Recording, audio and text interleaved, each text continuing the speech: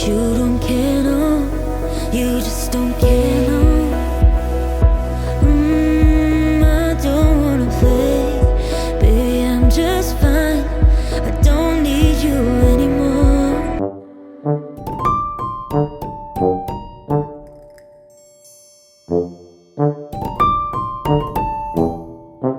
For content information and a link to the written version of this video, please check the description below. This is an entry discussing what inclusive language is, why we use it, and most importantly, how to use it effectively.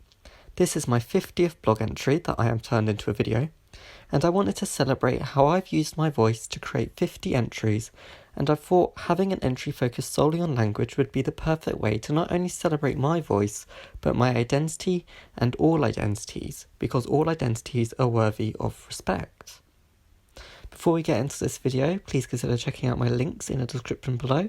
You'll find my Cash App, my GoFundMe, and my Twitter, which is @UTU with JJ. You will also find the fast way to donate to my Cash Apps by clicking on the little tip button at the top of my Twitter page.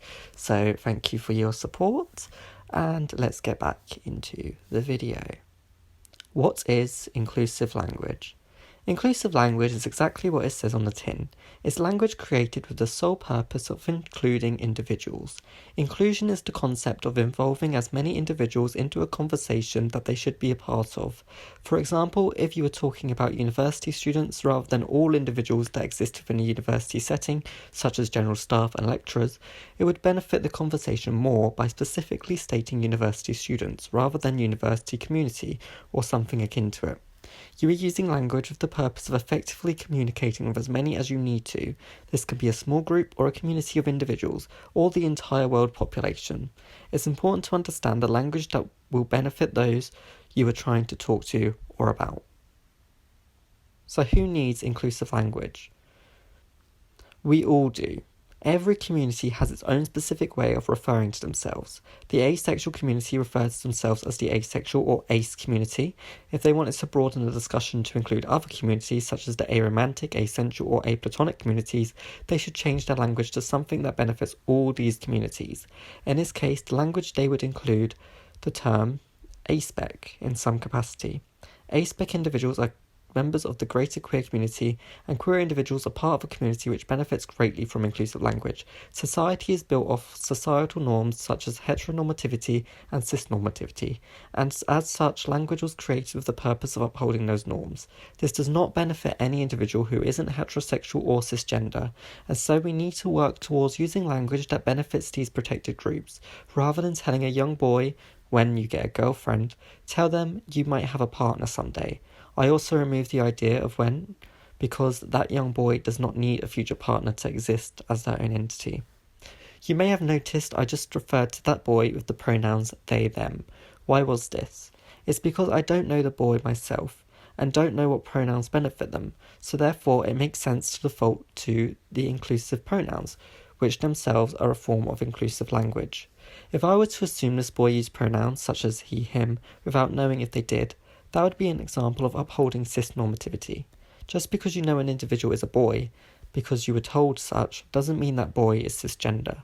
Cisgender meaning any individual that correlates with their identity with the gender they were assigned at birth 100% of the time. I will discuss cisgender in more detail in an upcoming blog entry. Other communities that benefit from inclusive language, of course keeping in mind that all communities can intersect with one another, and therefore does not necessarily mean they are separate from the queer community we just mentioned, or any of the other communities I'm about to list, are, but not limited to, the disabled, neurodiverse, non-human and cultural communities, all of which have their own specific forms of language created to include them. So hopefully now you have some idea of who inclusive language benefits. Now we will explore further how to use inclusive language in everyday language. How do we use inclusive language? I've already mentioned some examples of how to use inclusive language by using the boy with the pronouns they, them as an example. Let's expand on pronouns and gender-inclusive language a little more before going into some other examples. As I mentioned, they, them are default pronouns, especially within the English language, and include all individuals. Some use them as their personal pronouns, whereas others don't use them for themselves at all. But until we know what their actual pronouns are, we should use they, them, up until the point we do know. Pronouns are another topic worthy of their own entry, but what's important to note here is that they are indicators for an individual's gender identity. Other indicators of gender identity include gendered terms such as sir, madam, or man, woman. These should never be the default term, used for conversations where you don't know an individual's gender, or if you are talking to a wider audience you know isn't made up solely of individuals that use these terms. Gendered language was created with the purpose of excluding any individual that does not fit into society's cisnormative expectations of gender, and therefore alternatives are either limited or near on impossible to find. If you want to truly be inclusive, you need to stop looking for alternatives that do not benefit all and instead use language that is naturally inclusive to all. It may be seen as informal to do so, but positive change does not come from those who conform to the ways things are in reference to the way gendered language is. We need to stop addressing letters as dear sir, madam, or to unknown individuals as he, she, and instead find language that includes all. Instead of dear sir, madam, try dear, and then the title of the role the individual you are communicating with uses, such as dear office manager, etc. And instead of he, she, simply write they. These small changes make language so much more inclusive and accepting of individuals that are not cisgender.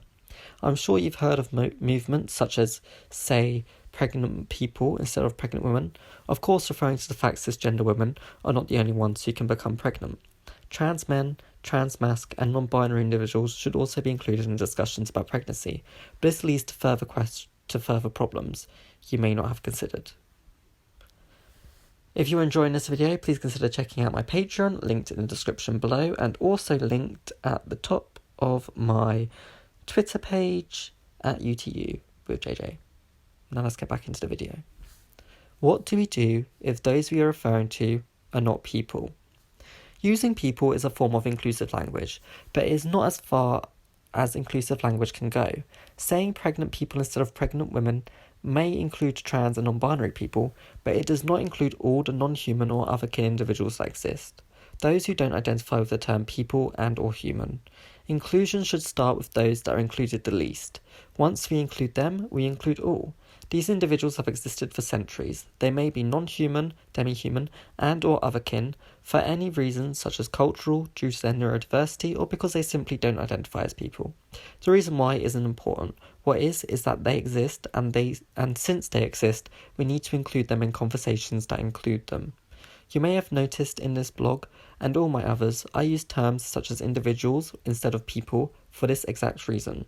I am talking to all of you, and I don't know whether you are people or not. So don't use people because that wouldn't be fully inclusive language. If you are a person or a human, I bet you didn't even bat an eye with the language I'm using, because it still includes you. You have access to fully inclusive terms, why not use them? I'm not saying the switch from people to individuals will be an easy one, but I assure you those who are including will notice and they will be thankful. Of course, you always have the choice not to make the shift, but if you don't attempt to after the understanding that not all on this earth identify as people, then you are purposely choosing to exclude entire communities from the language you use. And exclusion of any kind is not tolerated in the safe space I have created here for all individuals. Of course, if you are talking about people specifically, you are allowed to say people. It's not a bad term. Same as you can use the term women if referring specifically to pregnant women you personally know. These terms can be used, it's just important to know when to use them. We are not trying to erase any term here. The point of inclusion is to understand they are not the only terms that are inclusive and are the stopping point for where inclusion can go. How to include disabled, neurodiverse, and systems in your language. Another societal norm is ableism. Whether you want to admit to it or not, we have all contributed to this in some way or form.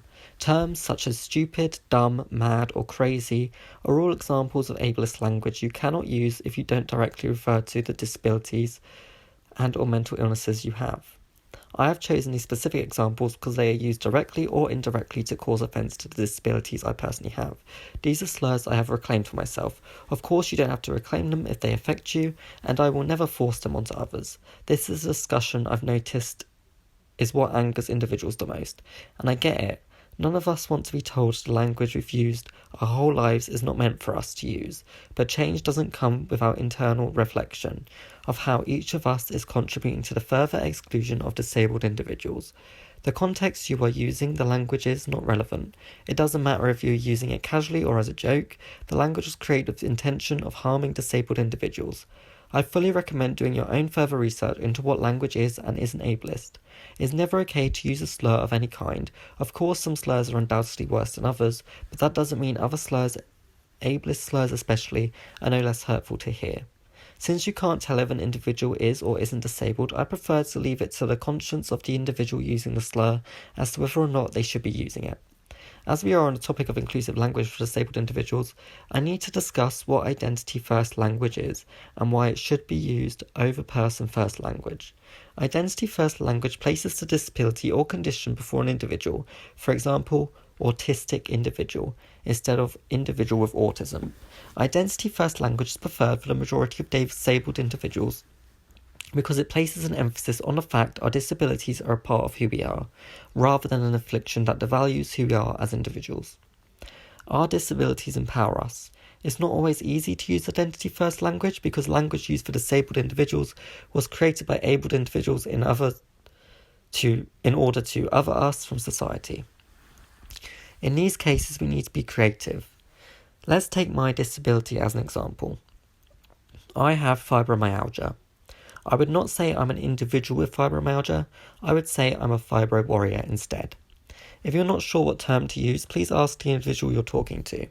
Finally, let's talk about systems.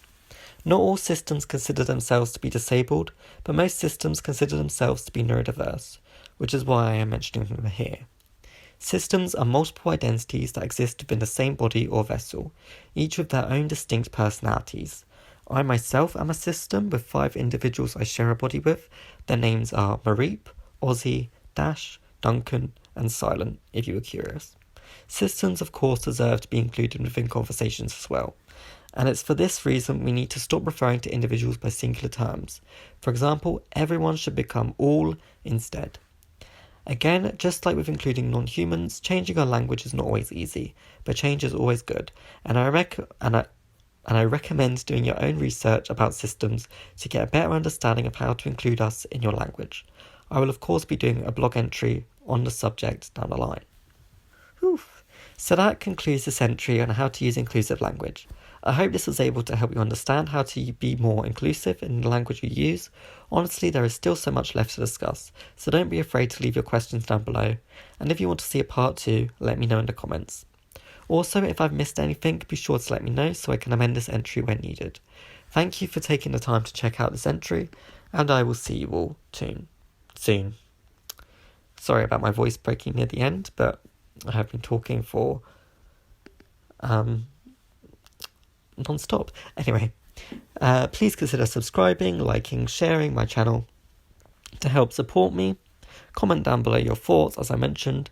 And my next goal is 500 subscribers before Samhain, or Halloween. I hope that we can get there. Again, thank you so much. Don't forget to share, and I will see you all in the next one. Bye!